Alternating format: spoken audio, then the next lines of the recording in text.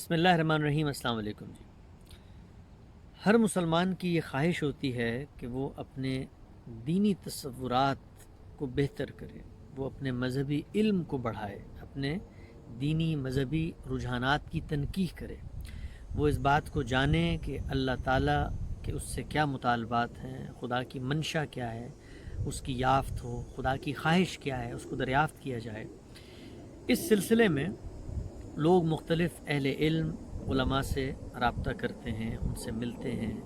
ان کے لیکچر سنتے ہیں، ان کی ویڈیوز دیکھتے ہیں، ان کے لٹریچر اور کتابوں سے استفادہ کرتے ہیں۔ ہم لوگ دین کے ایک طالب علم کی حیثیت سے دنیا بھر میں جب جاتے ہیں اور لوگوں کو مذہبی علم اور دینی تصورات سے آگاہ کرتے ہیں تو ایک سوال اکثر لوگ پوچھتے ہیں۔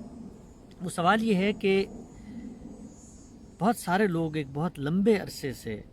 اس مشق میں، اس پریکٹس میں شریک ہیں کہ وہ مختلف اہل علم علماء سے اپنے دینی علم کو بہتر کر رہے ہیں، مختلف اداروں میں جا رہے ہیں،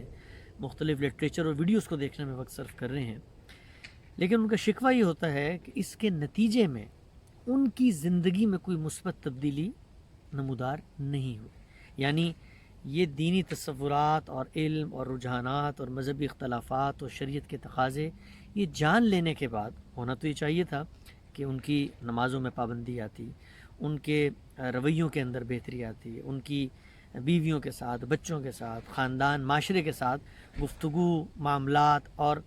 کاروبار، ہر چیز میں ایک دوسرا طرز عمل سامنے آتا۔ لیکن وہ شکوہ یہ کرتے ہیں کہ اس کی کیا وجہ ہے، کیا وہ ریزن ہے کہ ہم اگرچہ دین کا علم حاصل کر رہے ہیں، اگرچہ ہم علماء سے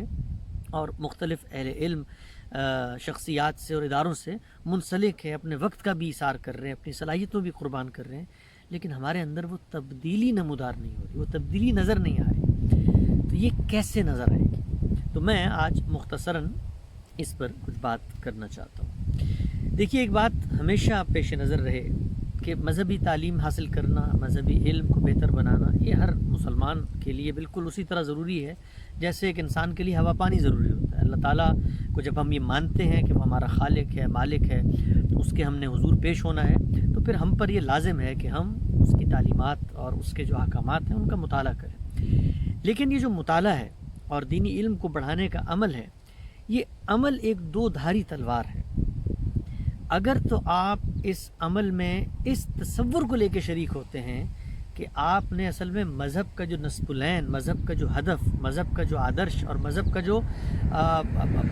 جو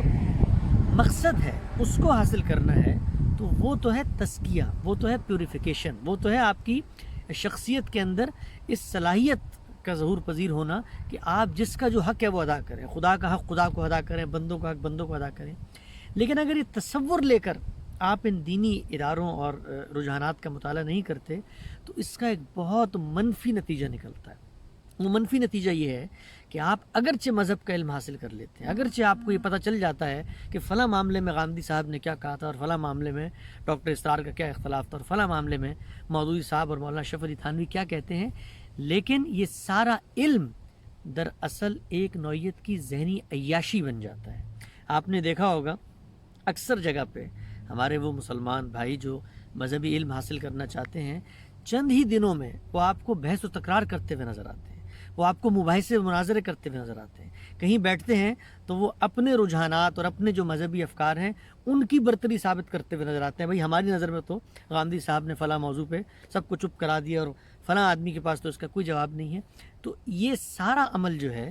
یہ مذہب کا جو ہدف یا نصب العین تھا اس تک پہنچانے کے بجائے آپ کو اس سے دور کرنے کا باعث بن جاتا ہے۔ اور اس میں جو ایک بیماری لاحق ہوتی ہے وہ یہ کہ انسان کو اس کا ادراک بھی نہیں ہوتا، اس لیے کہ وہ ایک دینی ماحول کے اندر ہوتا ہے، روزانہ مذہبی بحثیں کر رہا ہے، روزانہ مذہبی رجحانات کا مطالعہ کر رہا ہے، مذہبی لوگوں کے حوالے دے رہا ہے، لیکن شخصیت کے اندر جو تبدیلی آنی چاہیے تھی وہ نمودار نہیں ہوتی۔ یہ بات یاد رکھیں کہ وہ مذہبی علم قیامت کے دن گلے کا طوق بن جائے گا۔ اللہ کے نزدیک ایک انسان کی نجات کا کرائٹیریا اور دار و مدار یہ نہیں ہے کہ ایک انسان نے غامدی صاحب کے صحیح افکار کو فالو کیا یا دوسرے نے مودودی صاحب کے صحیح افکار کو فالو کیا۔ انسان اپنے علم کو بڑھاتا ہے، اپنے رجحانات سے تعلق کا اظہار بھی کرتا ہے، لیکن یہ سب اگر خدا کی منشا کی یافت اور خدا کی خواہش کی دریافت میں کیا جائے تو یہ فائدہ مند ہے، یہ سود مند ہے، ورنہ یہ سارا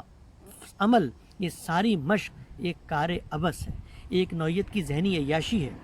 اور یہ بھی یاد رکھیں کہ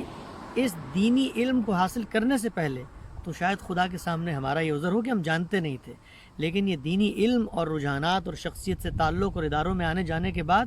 اللہ تعالیٰ کیا حساب کتاب میں اور مشکل آ گئی ہے کہ اللہ یہ کہیں گے کہ تم تو دین کا علم جانتے بھی تھے۔ تو جس وقت یہ کیفیت پیدا ہو تو کرنا کیا چاہیے؟ کرنا یہ چاہیے کہ اس مشق کو کچھ عرصے کے لیے معطل کر دیں، روک دیں۔ یعنی جس مشق کو آپ حاصل کر رہے تھے، جو کام آپ کر رہے تھے کہ دین کا علم حاصل کیا جائے تاکہ شخصیت میں بہتری آئے، وہ نہیں پیدا ہو رہی، تو گویا اب یہ کام رک جانا چاہیے، اور رک کر توجہ خود احتسابی کی طرف ہو، توجہ اس صحبت کی طرف ہو جہاں پر جا کر آپ اپنی شخصیت کی جو باطنی تطہیر ہے، آپ کے اندر اللہ تعالیٰ نے جو یہ صلاحیت رکھی ہے کہ آپ اپنا تزکیہ کریں، اپنے آپ کو پیوریفائی کریں، اس کو ریفریش کیا جائے۔ ایسے لوگوں کی صحبت میں بیٹھا جائے جو علمی گفتگو نہیں کر رہے یا مذہب کا علمی مطالعہ نہیں کروا رہے، بلکہ وہ مذہب کا جو نصب العین ہے، مذہب کا جو مقصد ہے، مذہب جو شخصیت اور جو کردار آپ میں پیدا کرنا چاہتا ہے، اس پر توجہ دے رہے ہیں۔ تو یہ سوال اکثر لوگ پوچھتے ہیں، اور ہم دین کے ایک طالب علم کی حیثیت سے جب دنیا میں جا کر لوگوں کو مذہب کا علم دیتے ہیں تو ان کا یہ شکوہ بھی سامنے آتا ہے کہ ہم اگرچہ یہ علم بہت عرصے سے حاصل کر رہے ہیں، لیکن اس کے نتیجے میں شخصیت کے اندر کوئی بہتری نہیں، اللہ سے تعلق مضبوط نہیں ہو رہا۔ تو یہ یاد رکھیں کہ دین کا مقصد اور دینی علم کا مقصد آپ کے ان رجحانات کی تطہیر ہے جو آپ کو اللہ سے جوڑ سکے۔ اگر کوئی دینی علم، کوئی دینی ادارہ، کوئی دینی مذہبی لٹریچر آپ شب و روز پڑھ رہے ہیں اور وہ آپ کو بہت متاثر کر رہے ہیں، لیکن وہ آپ کے کردار، آپ کی شخصیت، آپ کے معاملات، آپ کے خدا سے تعلق پر اثر انداز نہیں ہو رہا،